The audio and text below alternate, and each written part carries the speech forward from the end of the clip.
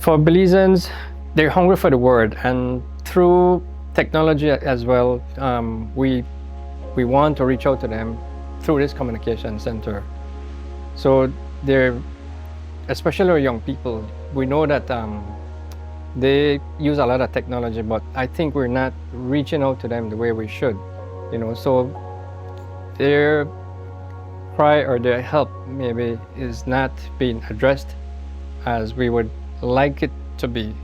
So having this communication center, I believe we can address some of that or fill some of that void. It won't correct everything, but it will fill some of the void.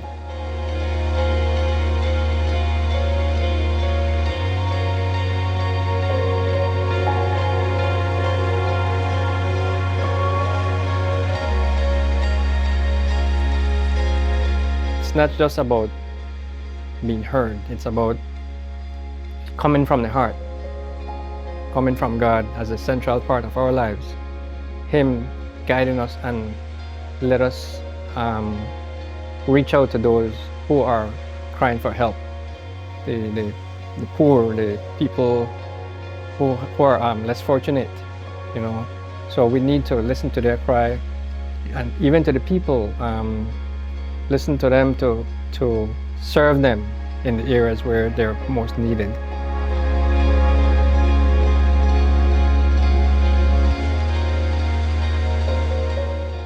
For this project, what we did, there was a form that we had to fill out online to submit. So we had an idea that our diocese needed a communication center.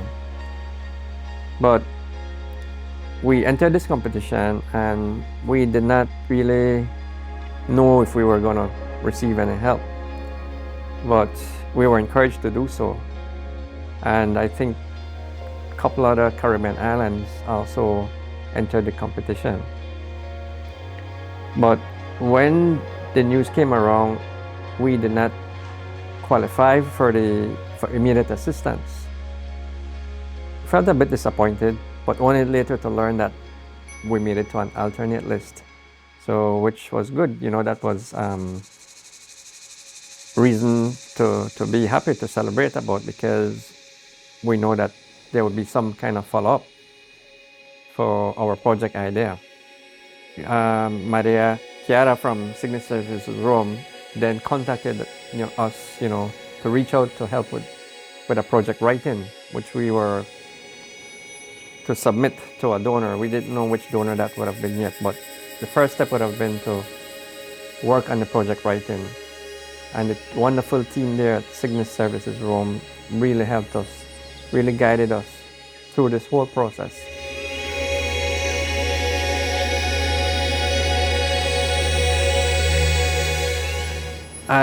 I'm here. We would really love to get the young people involved very much.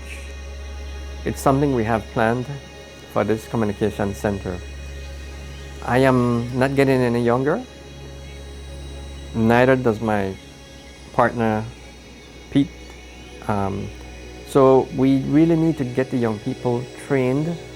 We need to get them hands-on experience, to get them interested. And they're the ones of the future of this country. They're the ones of the future who can carry on the work of this diocese, to use the tools that we have to evangelize to their peers and to other people out there. So for this center, I see it growing, having more frequent activities, regular activities. Like I said, where the young people can come in. There's so much that they can do, so much that they can be involved with, not just as a part of their maybe school project that maybe it's a part of graduation where they need the credit hours to do some community service, but to come in genuinely, to work, to really want to give back to their church, to use the tools that we have to evangelize.